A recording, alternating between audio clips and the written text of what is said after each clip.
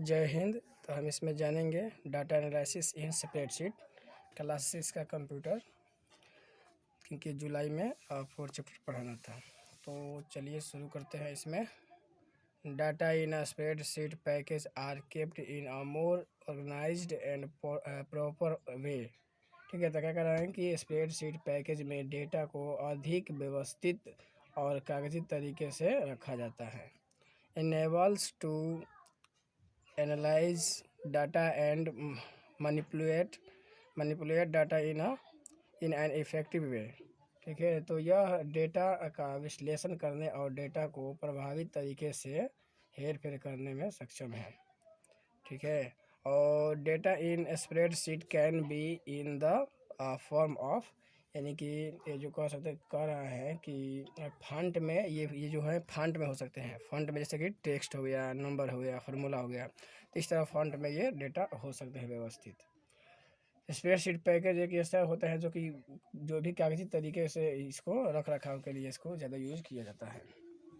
तो इसका फॉन्ट के बारे में देख रहे थे, जैसे टेक्स्ट है तो टेक्स्ट में दिया है कि टेक्स्ट और label entry refers to data that are in the form of text in a worksheet।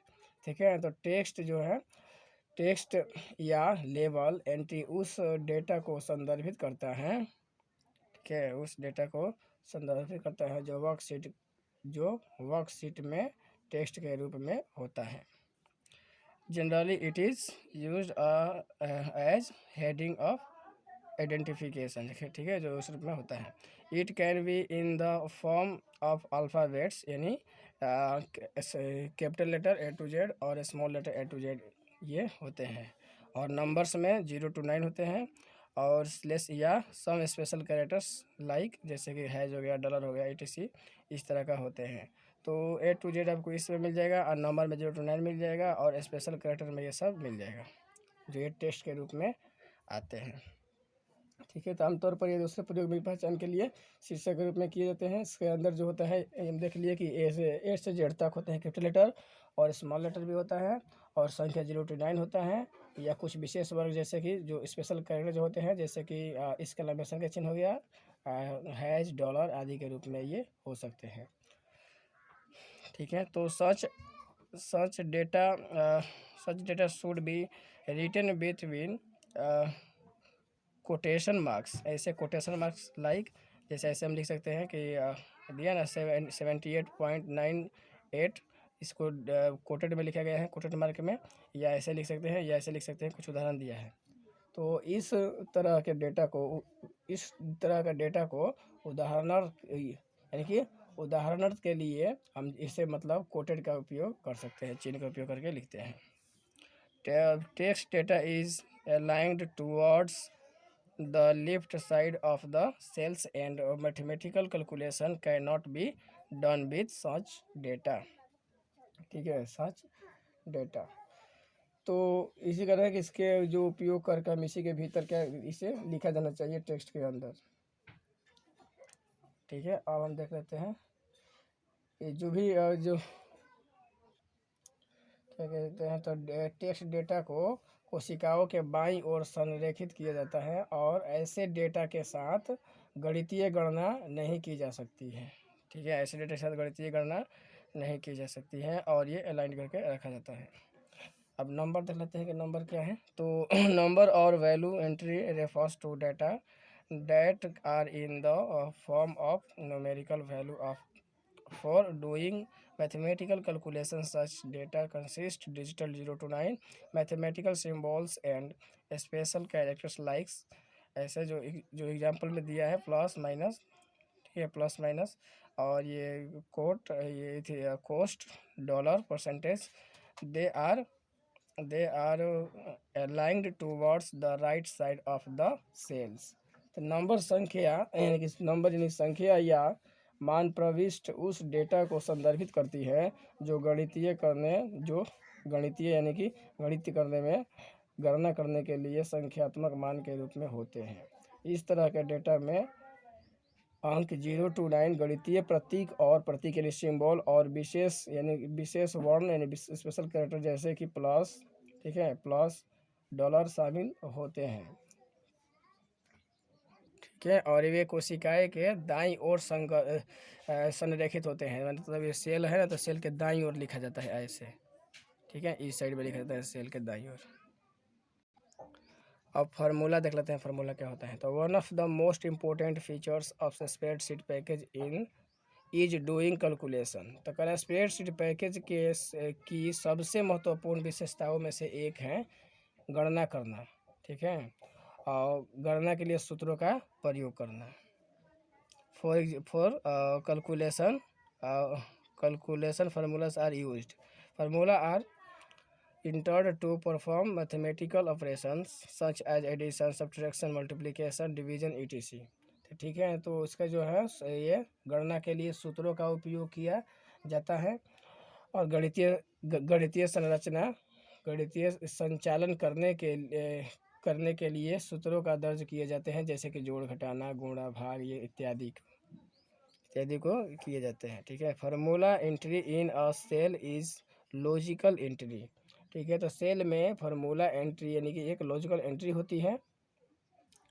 ठीक है, it shows the relationship between different cell also, यह विभिन्न सेल्स के बीच संबंध को भी दर्शाता है। इन कैल्स और Excel in a formula always started with a equal, यानी कि इस तरह का रहेगा, प्लस और माइनस साइन। तो कर कॉल्स या कैल्स या स्केल जो एप्लीकेशन है उसमें फार्मूला हमेशा जो है बराबर यानी कि इक्वल यानी प्लस और माइनस में ही और चिन्ह से शुरू होता है। ठीक है, इसके बाद the formula applied in a particular cell can be viewed in the formula bar when the specific cell in selected। ठीक है, तो ये किसी विशेष सेल में लागू फार्मूला को फार्मूला बार में देखा जा सकता है। Formula in Calc's includes the followings. ठीक है, देखा जा सकता है जब विशिष्ट सेल का चयन किया जाता है तो सेल में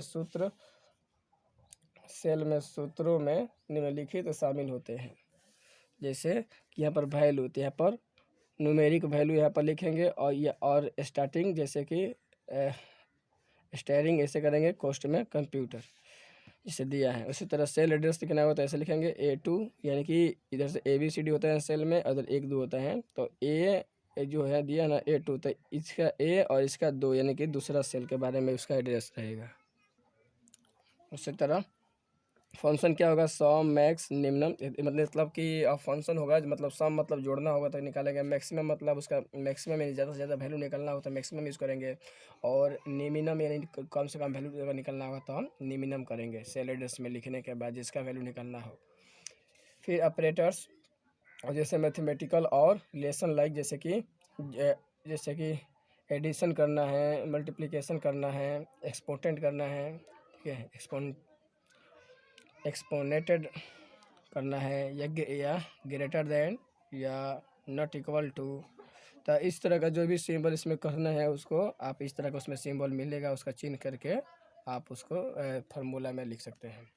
इन Calc formula can be organised into 3 types. आप देखो ये कैल्स फार्मूला होता है, इसको 3 टाइप से हम इसको देखते हैं। तो formula with cell address, formula जो सेल एड्रेस के साथ होता है, और फार्मूला विथ सेल नेम्स, और वो नाम के साथ होता है, और formula with in built function, और फार्मूला जो होता है उसे फंक्शन के साथ आप बना भी सकते हैं।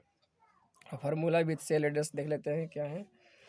तो each cell in the worksheet has a unique address that is performed by the combination of its interesting columns and row. For example consider the cell address A10, A is the column name and 10 is the row number. तो देखो यहाँ पर A जो है वो column को बता रहे हैं ऐसे ऐसे, ठीक है, और जो 10 जो है वो रो को बता रहा है। तो इसी में देखो तो क्या करेगा कि सेल एड्रेस के साथ फार्मूला वर्कशीट में प्रत्येक सेल का एक अनूठा पता होता है ना, अनूठा पता होता है जो इसके इंटरसेक्टिंग कॉलम और रो के संयोजन से बनता है। उदाहरण के लिए जो दिया है कि सेल एड्रेस A अगर 10 पर विचार करें तो A जो है कॉलम है और 10 क्या है, ये पंक्ति को बताएगा यानी कि रो को बताता है। तो formula with cell address is combination of row row number and columns name of the cell in the worksheet. ठीक है, consider an example. Suppose the data entered in cells B1, B2, B3 and B4 are 20, 30, 40 and 50 respectively in the cell 5B. A formula is entered to the calculate the sum of given numbers with their cell addresses B1 plus B2 plus B3 plus B4। तो cell address के साथ formula worksheet में cell की पंक्ति संख्या और column नाम संयोजित हैं। एक उदाहरण पर विचार करें तो मान लीजिए कि सेल B1, B2, B3 और B4 में दर्ज किया गया डेटा क्रमशः ये जो है 20 है, 30 है, 40 और 50 है। तो सेल B5 में उनके सेल पते के साथ दिए गए नंबरों का योग की गणना करने के लिए एक सूत्र दर्ज किया जाएगा। कैसे? तो इक्वल देकर तब ये B1 plus B2 plus B3 plus B4। तो ये ऑटोमेटिक क्या होगा, फार्मूला यही है। तो इस तरह फार्मूला टाइप करेंगे कोष्ठ के अंदर बराबर देकर। ठीक है, तभी आपको उसका वैल्यू बता देगा जोड़कर।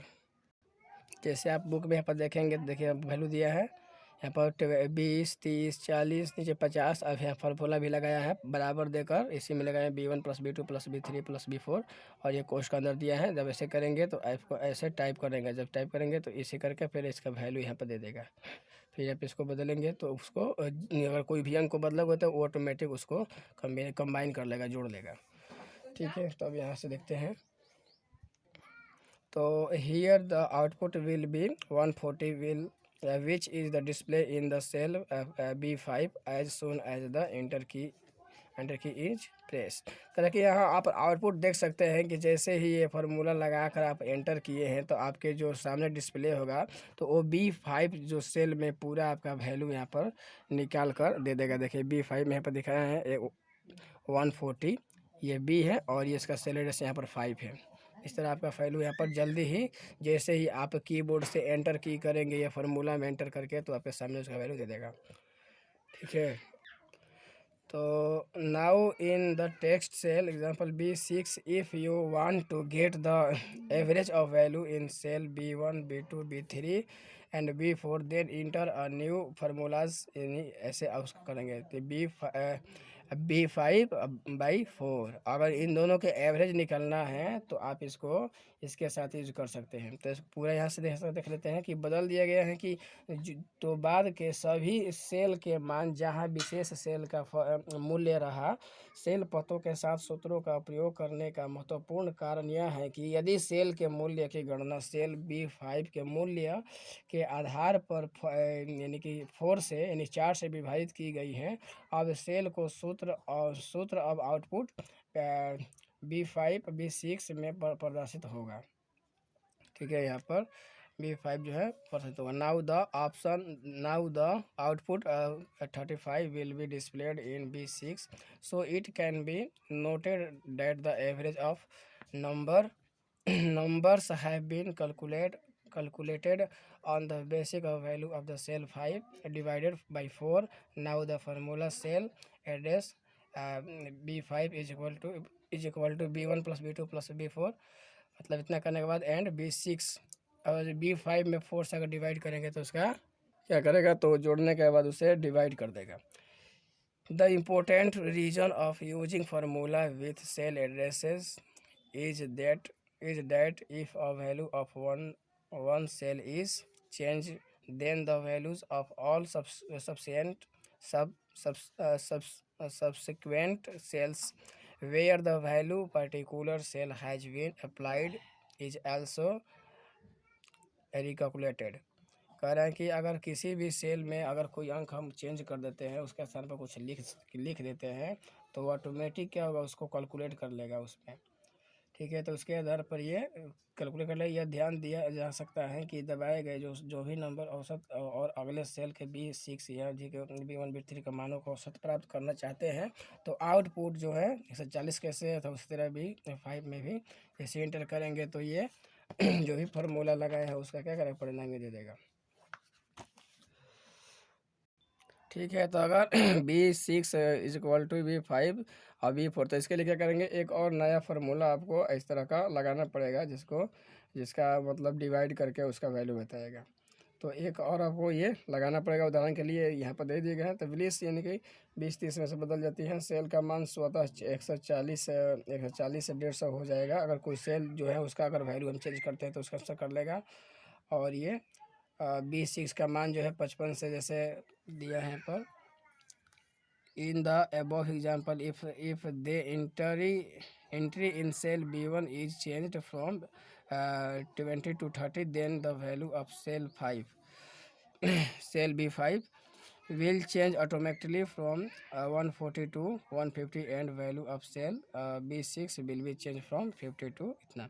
मतलब जब भी हम डिवाइड करेंगे तो क्या होगा, B6 वाला जो सेल होगा वो ऑटोमेटिक क्या होगा, फार्मूला के अनुसार वो चेंज हो जाएगा। जैसे डिवाइड करना है तो उसको डिवाइड कर देगा, इतने में डिवाइड करेंगे तो डिवाइड कर देगा, आपका वैल्यू जो है चेंज करके और उसके नीचे वाले सेल में दिखा देगा। तो ये फार्मूला लगाने का है, यहीं पर लगा देंगे। और लगाने के बाद देखिए फिर दोबारा अगर एक बार ये फार्मूला लगाएंगे तो इन सबको जोड़ देगा, जोड़ के सब 140 आ गया। तो ये 6 में आया B और 6 इसमें आया, और एक फार्मूला और लगाएंगे और फार्मूला लगाकर बराबर देंगे और बराबर B6 और डिवाइड 4। B6 का जब मतलब डिवाइड 4 करेंगे तो उसका भी वैल्यू यहाँ पर निकाल देगा। देखो 35 निकाल दिया है। तो इस तरह फार्मूला लगाने के बाद ये क्या होता है कि ऑटोमेटिक जो है उसको हल कर देता है। और फिर ये हल होने के बाद अगर कोई संख्या को यहाँ पर चेंज किया जाएगा तो उसके अनुसार उसको ऑटोमेटिक इसमें ऐड कर लेता है। तो ये फीचर्स इसमें काफ़ी अच्छे रहते हैं। और देखते हैं फार्मूला विथ सेल नेम्स। तो formula can be used along with cell names also. For doing so you have to fix the name of the cell in the name box. ठीक है, तो ये कह रहे हैं कि और सेल नामों के साथ फार्मूला सेल नामों के साथ जो है फार्मूला का भी एक इस्तेमाल किया जा सकता है। ठीक है, ऐसा करने के लिए अपने नाम बॉक्स में एक सेल का नाम ठीक करना होगा। फॉर एग्जांपल, ठीक है, सेव करना होगा, नामकरण के लिए आपको सेव करना होगा। तो name box for naming cell you have to replace the address with required name in the box. तो कह रहे हैं कि नाम जो है, जो सेल में नाम लिखे हैं उसे आप चाहें तो रिप्लेस कर सकते हैं, उसके अनुसार आप उसे चेंज कर सकते हैं। Once named as user can apply then directly in formula. User जो उपयोगकर्ता होता है वो डायरेक्ट फार्मूला का उपयोग करके उसे डायरेक्ट भी इस नाम को वो चेंज कर सकता है, बदल सकता है। For example, consider a worksheet that contents the marks of various subject of a class in different columns. Example दिया है B, C, D।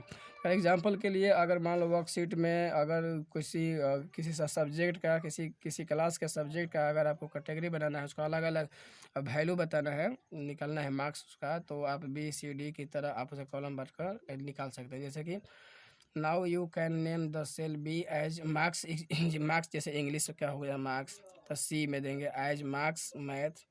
जैसे मार्क्स अगर मैथ का मार्क्स देना है तो D। इसी तरह का आप जो है ये कंप्यूटर का हो गया। टोटल मार्क भी आप E2 में you can type the formula. जैसे आप मतलब कि आप फार्मूला टाइप करके आप ऐसे लिख सकते हैं कि marks English plus marks math plus marks computer, ऐसे करके suppose you enter the value. मतलब सपोज कीजिए कि मानो कि आपका जो ये सब्जेक्ट लिखने के बाद उसका वैल्यू देते हैं 10। मान लो कि 10 आया है, पहला क्या था, पहला इंग्लिश था तो 10 आया, उसमें 40 आया है मान लो मैथ में, और 50 आया है मान लो कंप्यूटर में। तो इसको इस सेल का नाम भी है कि ये था B, तो ये हो जाएगा B2 सेल, ये C2 सेल हो जाएगा D2 सेल। तो दिया है respectively and the press the enter key the total is displayed as 100 in cell E2। क्या करना है, ऐसे करके फार्मूला लगाकर इनकी बराबर लिख कर सारे जिस वैल्यू को दिया उसको करके और एंटर मारेंगे तो आपको वो सारे वैल्यू E2 में शो करेगा। जैसे यहाँ पर है ये नेम सेल है, यहाँ पर नेम बॉक्स है, यहाँ पर नेम लिखा जाता है कि सेल में आपको मतलब वैल्यू देगा। और ये फार्मूला और में लगा फंक्शन विजार्ड है, और ये फार्मूला बार है जो इसमें लिखता है, जो भी इस पर करते हैं वो इसमें लिखता है। तो ये सब लैब में आपको करवा दिया जाएगा, लैब जब होगा उसमें हम इसको अच्छा से करवा देंगे। अब यहाँ पर देखते हैं फार्मूला विथ इनबिल्ट फंक्शन। तो in spreadsheet package like Excel और Calc there are inbuilt functions which can be used directly or as a part of formula। क्या करना है कि स्प्रेडशीट पैकेज होता है, जैसे कि एक्सेल हो गया या कैल्स में हो गया, तो उसमें अपने से आप फंक्शन बना सकते हैं और उससे आप डायरेक्टली यूज कर सकते हैं फार्मूले को। तो such functions can be use to do simple और कम्प्लेक्स कैलकुलेशन। तो जैसे कि वो बहुत सिंपल होता है यूज करने में भी, और उससे आसानी से आप उसे कैलकुलेशन में यूज कर सकते हैं। फॉर एग्जांपल मान लीजिए कि फार्मूला से एज, मान लो कि एक फार्मूला है जो A6 आपको निकलना है, तो A1 plus A2 plus A3 plus A4 plus A5, तो can be written using the sum. तो सम आपका यूज करके, और यहाँ से A और बीच में जो है क्या बोलते हैं, ये रेशियो का चिन्ह लगाकर A5 करेंगे, तो आपका A6 का पूरा वैल्यू यानी कि जोड़कर आपको सामने आ जाएगा। तो इस तरह फार्मूला आप टाइप करेंगे तो सेल में। तो the structure of function two main parts. तो इस स्ट्रक्चर का भी मेन 2 पार्ट होते हैं, देखते हैं कौन कौन। तो इसमें आप देख सकते हैं कि वो फार्मूला का मेन 2 पार्ट होता है, एक होता है नेम, एक होता है आर्गूमेंट। तो ये जो सम लिखते हैं इक्वल लिखकर, यानी बराबर का चिन्ह देकर सम लिखते हैं, इसको नेम बोला जाता है। और जो फार्मूला कोष्ट में टाइप करते हैं कि सेल ए से सेल A5 तक जोड़ना है, तो इसे आर्गूमेंट कहते हैं। ठीक है, तो ये 2 होते हैं, इसको याद कर लेना। Name describe the type of operation perform by the function. क्या करता है, नेम जो है आपको जो है उस नाम के बारे में डिस्क्राइब करता है कि आप क्या सम कर रहे हैं, सम यानी कि जोड़ कर रहे हैं, घटाव कर रहे हैं, गुना कर रहे हैं, ये उसके लिए परफॉर्म्स के लिए नाम बताता है। ठीक है। Argument specifics the value of data in range of cell on which specific operation is to applied. और ये जो आर्गूमेंट होता है, ये आपको उस डेटा को वैल्यू और रेंज, यानी कि जो रेंज होता है उसके बारे में बताता है कि आप प्लस कर रहे हैं, मतलब किस सेल से किस सेल तक आप उसको जोड़ या घटाव कुछ कर रहे हैं, तो उसको ये अप्लाइड हो जो होता है उसके बारे में बताता है। तो argument is always enclosed between the opening and closing parenthesis। तो क्या करें कि आर्गूमेंट जो होता है ये हमेशा जो है कोष्ट में ही लिखे जाते हैं, कोष्ट में ही ये लिखे जाएंगे। इससे मतलब ओपन कोष्ट और फिर लिखने के बाद क्लोज कोष्ट कर देंगे, तब उसका वैल्यू बताएगा। Argument includes range of cell with cell address where denotes the range of cell under calculation and denotes the value of each cell। तो करेक्ट आर्गूमेंट जो होता है वो सेल का एक रेंज होता है, जो अपना उस बताता है कि ये सेल ए का 1 नंबर सेल में है। तो इस तरह ये सारे सेल का ये उसका रेंज बताता है कि किसको ये कैलकुलेट करना है और किसका वैल्यू निकालना है। तो प्रत्येक सेल का ये वैल्यू निकालने में सक्षम होता है। सम कॉमन फंक्शंस, कुछ कॉमन फंक्शंस होते हैं जैसे कि सम और ये कोस्ट। The function is use to find the sum of value of range of cell. तो ये जो फार्मूला आप यूज करते हैं, तो उस सारे सेल का रेंज पता करने के लिए इसका यूज किया जाता है, यानी कि जोड़ने के लिए। सिंथेक्स जैसे इसको यूज करना है तो बराबर लगाएंगे, फिर सम लगाएंगे, फिर यहाँ पर जहाँ से जैसे लिख रहे हैं, जैसे A1 plus A2 plus A3, मतलब कि A1 फिर A2 फिर A3, मतलब जिस सेल का आपको वैल्यू निकालना है उस टाइप का इसमें आप टाइप करेंगे और इस फार्मूला का यूज़ करेंगे तो उसको आपको दिखा देगा। जैसे यहाँ पर दिखाया है, मान लीजिए सम 4 और 5 दिखाना है, तो क्या करेगा, इसको जोड़कर रिजल्ट आपको 9 दिखा देगा अगर ऐसे करेंगे तो। फिर यहाँ पर इक्वल लगाकर सम लेकर A1 फिर A2 और फिर A3, इस तरह करने के बाद sum of the value of the cell A1 A2 and A3, यानी उसका जो है वैल्यू को उससे उस सारे तीनों सेल का वैल्यू वो वहाँ पर निकाल देगा। उसी तरह ये पूरा फार्मूला आप यूज़ करेंगे तो आपको वो सामने निकाल देगा, जो कि प्रैक्टिकल करेंगे तो और ज़्यादा समझ में आएगा। और एवरेज अगर निकालना हो कि बहुत सारी संख्याओं का, तो एवरेज कैसे निकालते हैं कि टोटल संख्याओं का योग बटा टोटल संख्याओं की संख्या। जैसे कि मान लो 3 4 5 जोड़ना है, तो 3 4 5 को जोड़ के ऊपर लिखेंगे, आज जो जितनी संख्या उससे नीचे लिखेंगे कि 3 को संख्या जोड़ना है तो 3 से भाग देते हैं, तो एवरेज निकलता है। तो इसमें ऐसा नहीं करना होता, बस एवरेज लिख कर ऐसे ऐसे कोष्टक में मतलब लिख देंगे नंबर इस फार्मूला के रूप में, जैसे यहाँ पर सिंटेक्स दिया है ऐसे लिखकर, और यहाँ पर इस तरह का लिखेंगे तो उस सारे संख्या को एवरेज ऑटोमेटिक निकाल देगा सेल में। तो यहाँ भी दिया है, देखिए जैसे एवरेज निकालना है 10 20 30 का एवरेज निकालना है, तो इस तरह करके और एंटर मारेंगे तो रिजल्ट आपका 20 दिखा देगा। यानी सबको जोड़कर 3 को है तो 3 से डिवाइड कर देता है, वो सब उसमें फंक्शन सेट रहता है। इसी तरह आप इस तरह ऐसे भी लिख कर यूज़ कर सकते हैं। ठीक है। ये फिर इस तरह यहाँ पर देखते हैं मैक्सिमम निकालना है वैल्यू, तो मैक्सिमम निकालने के लिए इक्वल लेकर और मैक्स लेकर इसके बाद जिस सेल से जिस सेल तक निकालना है उस सेल का नाम दे देंगे। आप जैसे कि मान लीजिए कि मैक्सिमम निकालना है 10, 20, 15, 25 का, तो आप इस तरह का उसमें टाइप करेंगे और एंटर मारेंगे तो आपका रिजल्ट इस तरह का इसका दिखा देगा। यानी इसमें मैक्सिमम वैल्यू जो है वो दिखा देगा। देखिए इन सब में बड़ा क्या है 25 है, 25 मैक्सिमम वैल्यू है इन सब का। तो इस तरह का आप इसको सेल एड्रेस के थ्रू भी आप इसे निकाल सकते हैं। तो इस सेल में जो है काफ़ी अच्छे होते हैं। मैक्सिमम वैल्यू निकालने के लिए आप जहाँ से चाहेंगे वहाँ तक की संख्या का आप देख सकते हैं उस सेल का एड्रेस, और उस संख्या जो भी टाइप किया है उसका वो निकाल देगा। इसी तरह अगर निकालना है मिनिमम वैल्यू निकालना है तो देखिए आप ऐसे टाइप करेंगे, बराबर का चिन्ह देंगे, MIN लिखेंगे और कोष्ठ के अंदर जिसका जिसका निकालना है मिनिमम वैल्यू उतना लिखोगे। 10, 20, 15 जैसे लिखा है और 25 और एंटर मारोगे तो उसका वैल्यू क्या निकाल 10 निकाल देगा। नहीं देखो मिनिमम सबसे 10 है ना, है मिनिमम मतलब कम से कम संख्या 10 है, मैक्सिमम मतलब ज़्यादा से ज़्यादा संख्या निकाला था उसमें। तो इस तरह का आप इसमें ऐसे ऐसे यूज़ करके फार्मूला का यूज़ कर सकते हैं। ठीक है। अब ऑपरेटर्स के बारे में हम अगले वीडियो में जानेंगे अच्छे से। तो मिलते हैं अगले वीडियो में, तब तक के लिए जय हिंद।